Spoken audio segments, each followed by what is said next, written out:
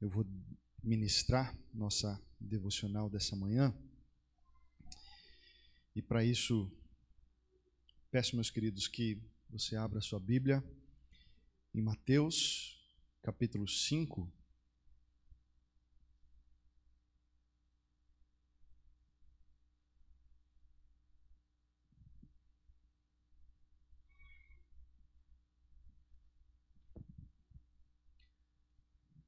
E antes de olhar para o texto, quero perguntar se você lembra da nona e última bem-aventurança que o Senhor Jesus nos ensina.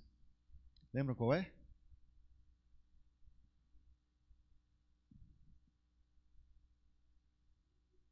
Tem que começar do começo, né? Para lembrar do final. Então vamos lá, vamos lembrar juntos. Bem-aventurados os humildes de espírito, porque deles é o reino dos céus. Bem-aventurados os que choram, porque serão consolados. Bem-aventurados os mansos, porque darão a terra. Bem-aventurados os que têm fome e sede de justiça, porque serão fartos. Bem-aventurados os misericordiosos, porque alcançarão misericórdia. Bem-aventurados os limpos de coração, porque verão a Deus. Bem-aventurados os pacificadores, porque serão chamados filhos de Deus. Bem-aventurados os perseguidos por causa da justiça, porque deles é o reino dos céus. E aí vem o último, não é? Ou a última bem-aventurança, é isso mesmo? Versículos 11 e 12. Bem-aventurados sois quando, por minha causa, vos injuriarem e vos perseguirem, e mentindo disserem todo mal contra vós. Regozijai-vos e exultai, porque é grande o vosso galardão nos céus, pois assim perseguiram os profetas que viveram antes de vós. Última bem-aventurança, uma das mais aparentemente contraditórias, né? Porque coloca diante de nós uma situação difícil e dura, que é a perseguição pelo nome de Cristo, mas ao mesmo tempo a alegria por passar por isso, em vista daquilo que o Senhor nos prometeu, em vista daquilo que o Senhor Jesus mesmo sofreu e da identificação nossa com o sofrimento do nosso Redentor. Deixa eu contar uma coisa para os irmãos que aconteceu essa semana. Eu faço parte de um grupo de pastores presbiterianos, um grupo no WhatsApp, e a gente compartilha questões, dificuldades e alegrias no ministério. E tem pastores espalhados pelo Brasil. E essa semana, no comecinho da semana passada, aliás, um pastor compartilhou conosco uma dificuldade que estava enfrentando na sua cidade local, no seu contexto local. Ele é pastor da igreja presbiteriana que fica na cidade de São João del Rei, em Minas Gerais. E eles fizeram um congresso, aliás, anunciaram que iriam fazer um congresso na igreja sobre família e sobre alguns perigos que a família cristã enfrenta nos dias de hoje. A conferência, o congresso, tem como tema, ou terá como tema, o seguinte: a família contra os ismos do mundo. A família contra os ismos do mundo. E a divulgação do trabalho já divulga quais ismos são esses contra os quais nós devemos nos posicionar. Então, por exemplo, há coisas como machismo, feminismo, homossexualismo, secularismo e assim por diante. Diante disso, meus irmãos, diante da divulgação desse material, desse anúncio da conferência, houve uma revolta grande na cidade, especialmente nas redes sociais, onde isso foi postado. E, de fato, meus irmãos, houveram ali manifestações muito severas, né, muito agressivas contra a igreja, agressivas contra o pastor, agressivas contra a conferência e contra o contexto cristão ali representado pela igreja presbiteriana daquela cidade.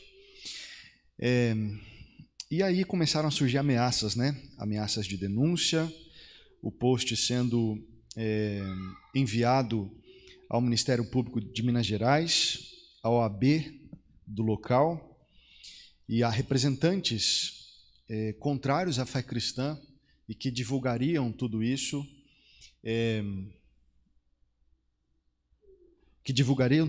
contra autoridades, né?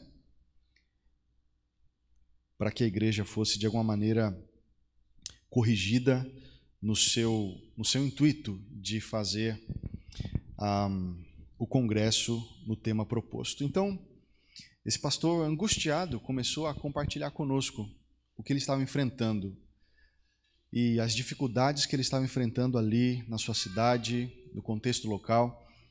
Imagine, meus irmãos, isso acontecendo conosco aqui. Você é daquela igreja que vai fazer aquele congresso? O que nós diríamos? Como nós nos posicionaríamos? Esses irmãos têm sofrido com isso.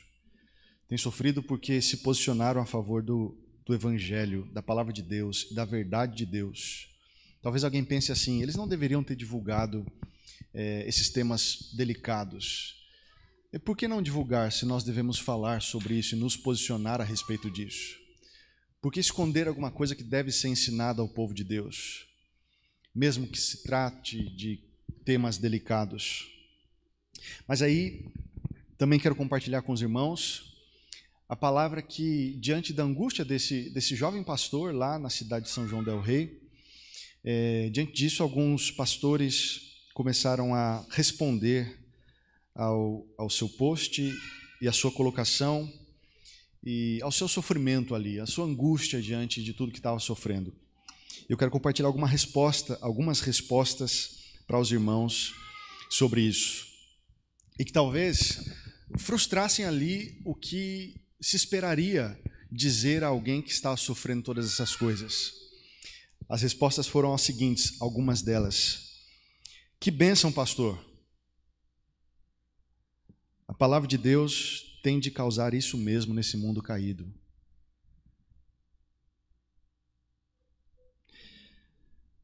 Se for levado aos tribunais, Deus será contigo, como Cristo prometeu em Mateus 13:9. Estai vós de sobreaviso, porque vos entregarão aos tribunais e às sinagogas.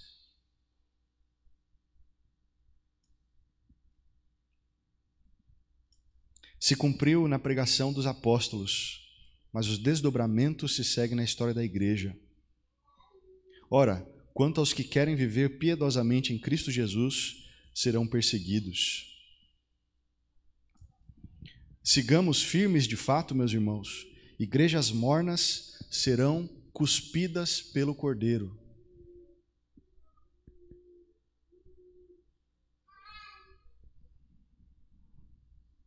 Meu irmão, que essa angústia, que também seria minha, seja misturada com a alegria de estar nas trincheiras de Cristo nesse mundo. Bem-aventurados sois quando, por minha causa, vos injuriarem e vos perseguirem, e mentindo disserem todo mal contra vós. Regozijai-vos e exultai, porque é grande o vosso galardão nos céus, pois assim perseguiram aos profetas que viveram antes de vós. Em resumo, meus queridos, nós temos experimentado um tempo de preparação contra o Evangelho, um tempo de organização, seja do poder público, seja dos indivíduos, de preparação contra o Evangelho. Cada vez mais cresce a indisposição contra a verdade de Deus. Ou você é alguém que se dobra ao que as pessoas esperam que você seja como pessoa, ou você é rejeitado por elas e passa a ser cada vez mais odiado pelo mundo.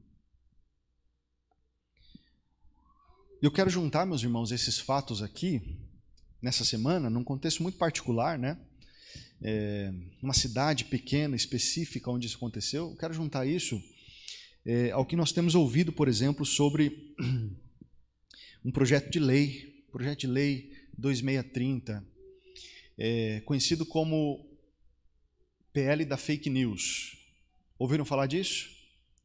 Que eu prefiro chamar de PL da censura, projeto de lei da censura.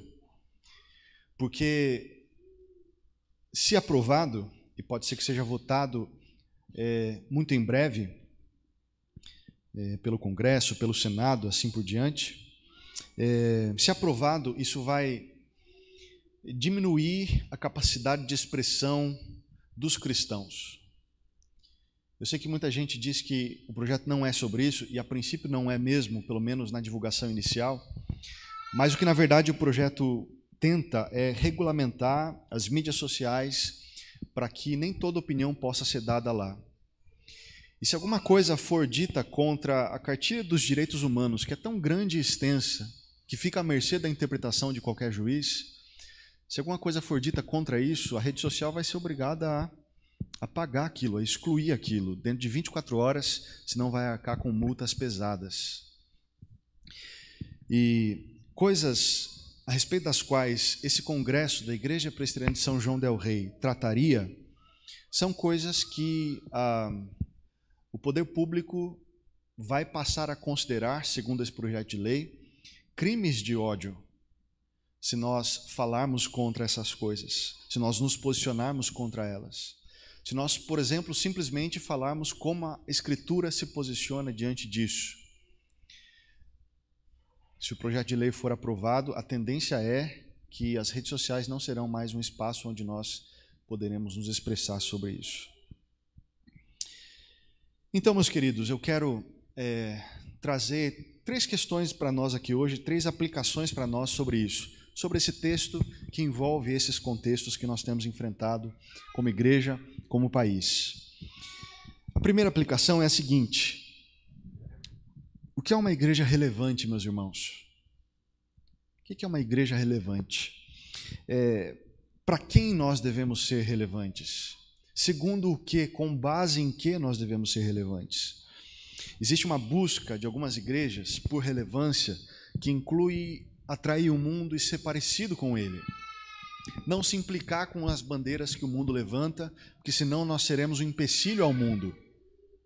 E aí a relevância dessa perspectiva tem a ver com ser parecido, ser atrativo pela aparência, pela proximidade e não pela diferença.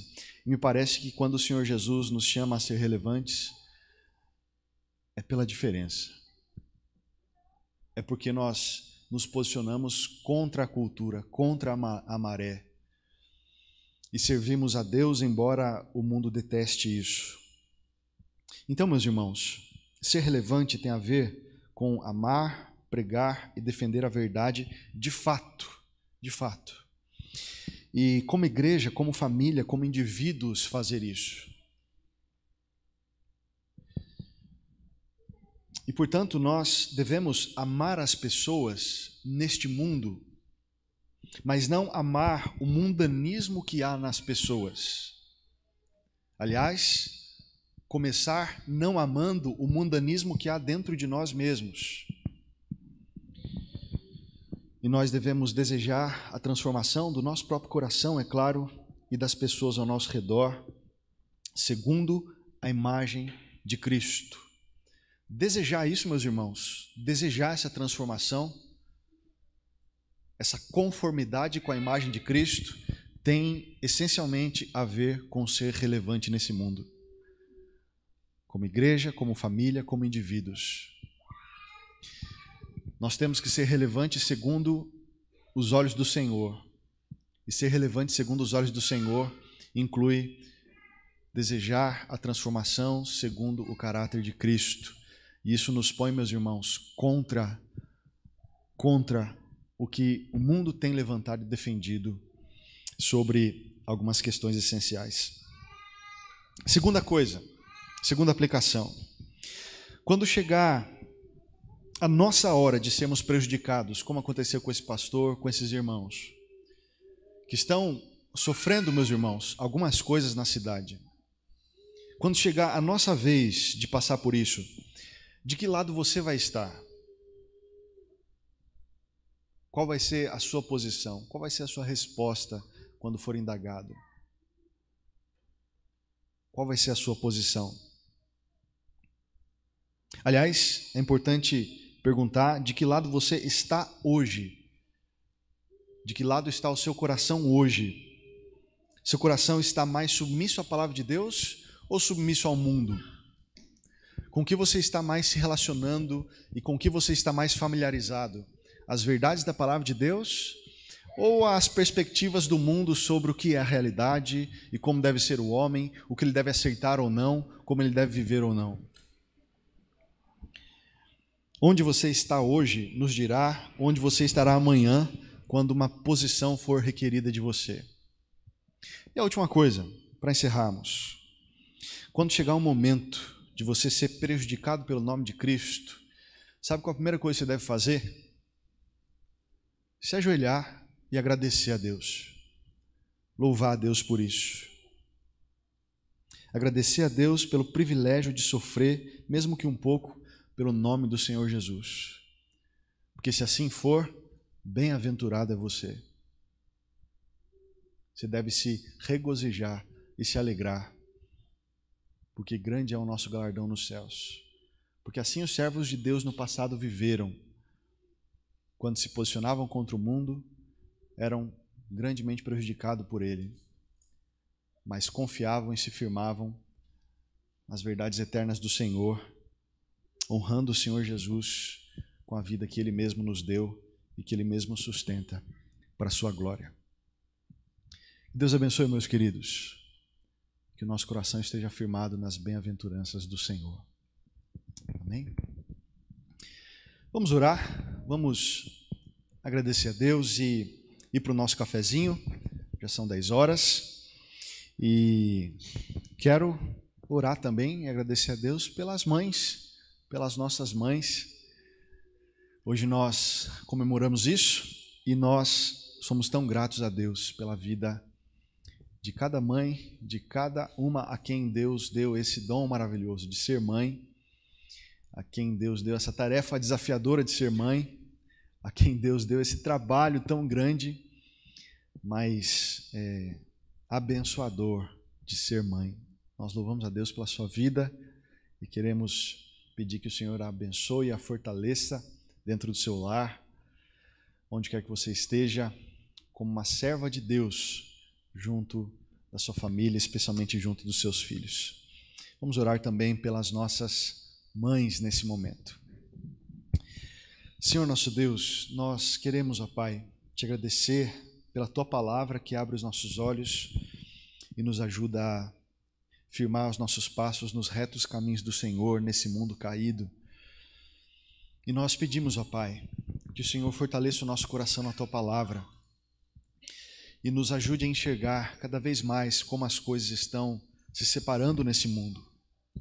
A verdade do Senhor, eterna, poderosa, inerrante, infalível, e a perspectiva do mundo, Senhor, que tem se separado cada vez mais da Tua palavra e que tem demandado de todo homem, de todas as pessoas, submissão completa.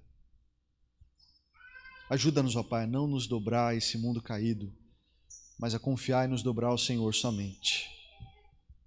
Ajuda-nos, ó Pai, a lembrar que quando formos prejudicados por isso, na verdade enfrentaremos algo feliz,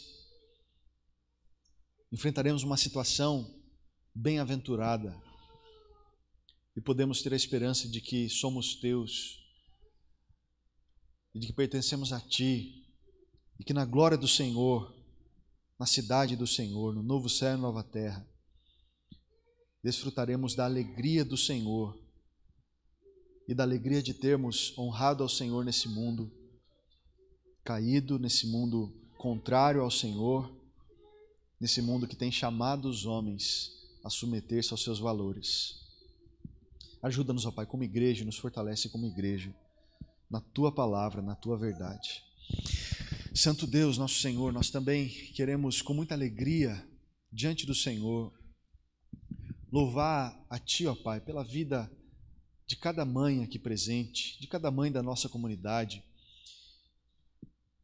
Louvar o Senhor, ó Pai, porque elas são uma expressão da graça do Senhor sobre as nossas vidas, sobre a vida de suas famílias, de seus lares, uma expressão poderosa, ó Pai, da graça do Senhor. São mãos que cuidam, que amam, que amparam, que edificam e que representam as mãos amorosas do Senhor sobre nós. Abençoa, Senhor, e fortalece cada mãe no árduo trabalho diário de amar e cuidar dos seus pequenos. Abençoa, Senhor, e dá sabedoria, dá alegria, Senhor, de saber que servindo a sua família, os seus filhos estão servindo ao Senhor. Dá temor ao coração, ó Pai, para que andem conforme a Tua palavra e honre ao Senhor acima de tudo. Fortalece, ó Pai, cada uma dessas mulheres, a quem o Senhor tem levantado como servas do Senhor nesse mundo, para servirem ao Senhor e honrarem ao Teu nome. Nós nos alegramos, ó Pai, em colocar diante do Senhor, nas Tuas mãos, sob as Tuas poderosas mãos, a vida dessas mães, para que o Senhor as fortaleça e abençoe a cada dia no poder do alto, na graça e misericórdia do Senhor. É assim que nós oramos, no nome do Senhor Jesus. Amém. Amém, meus queridos.